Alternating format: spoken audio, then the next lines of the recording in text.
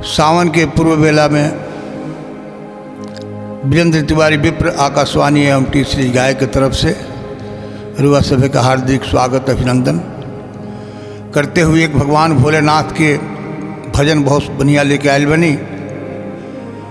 आज तबला पर हमारा साथ में श्री राकेश सिंह जी बानी, मजीरा पर श्री ऋषभ मिश्रा जी।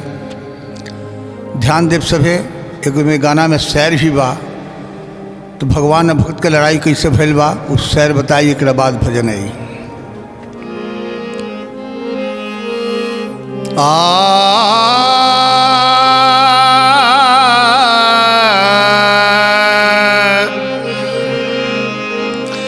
तारी वो न शंभु जो ओम के अदालत में भक्ति वकील करनालिस कराऊंगा। कियो है करार मोही तारी बोहे त्रिपुरार, अब इनकार यही अर्जी लगाऊंगा।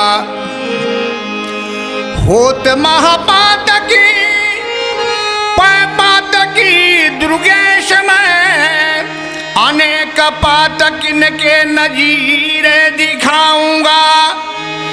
डिग्री जलास से मान मानियो दिगंबर जी, तो प्रेम से कोशिश करके बाबा को मनाऊंगा।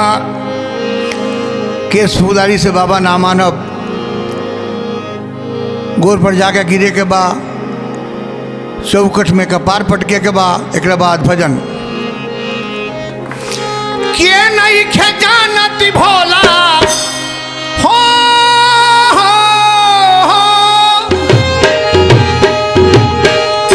के नहीं खजानती भोला बाबा के कहानी की हुए अवघरदानी। अरे भोला बाबा की हुए अवघरदानी। अरे भोला बाबा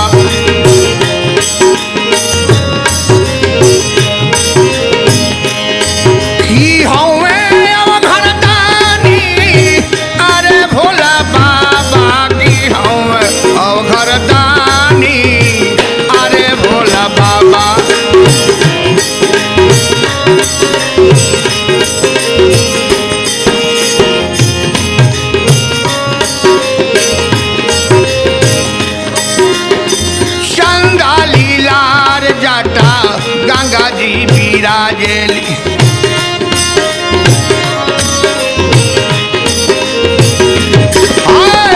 गरावा से नाग नागिन टुकु टुकु ताकेली।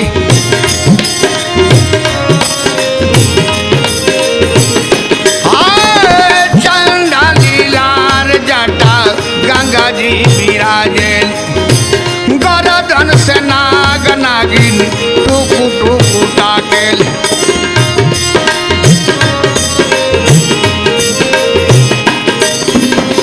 बसहा सवारी हो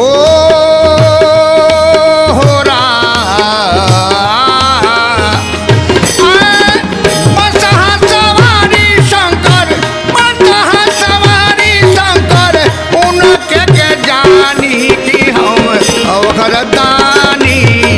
अरे भोला बाबा की हमें अवघरदानी।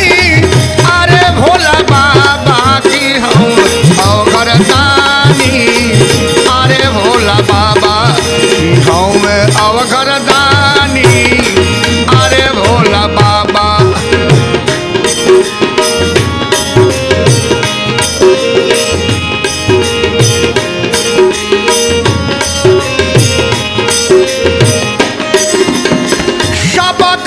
दूगो इनका तीनी गो नए नवा।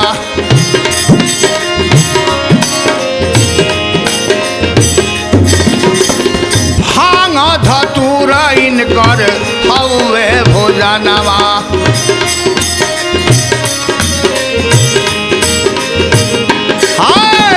सबका दूगो इनको तीनी गो नए नवा।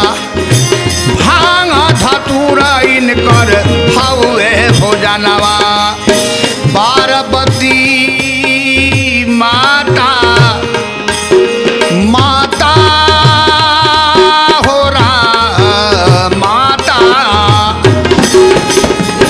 ए पार्वती माता जे कर पार्वती माता जे कर हवी महारानी की हूँ अवघरदानी अरे भोला बाबा की हूँ अवघरदानी अरे भोला बाबा की हूँ अवघरदानी अरे भोला बाबा की हूँ अवघरदानी अरे भोला बाबा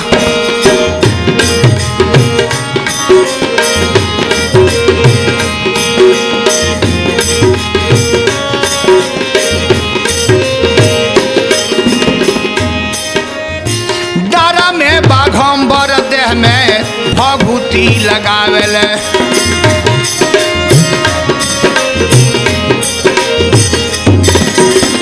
हाथे चिरसूल बाबा डमरू बजावेल जय हो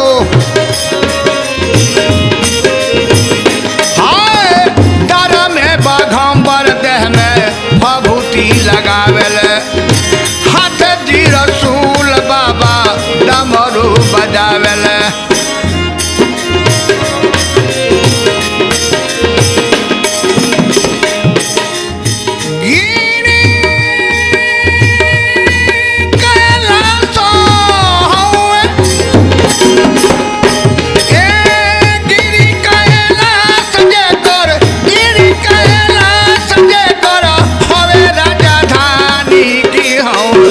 अवघरदानी अरे भोला बाबा की हूँ अवघरदानी अरे भोला बाबा की हूँ अवघरदानी अरे भोला बाबा की हूँ अवघरदानी अरे भोला बाबा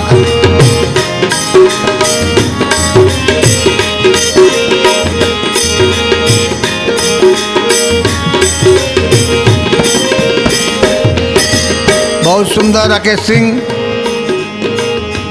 हाय देव के देव महादेव जी कहाइले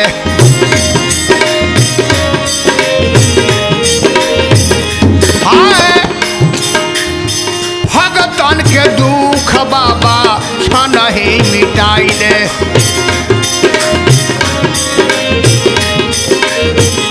हाय देव के देव महादेव जी कहाइले भगतन के दुख बाबा छनहि मिटाइले विप्र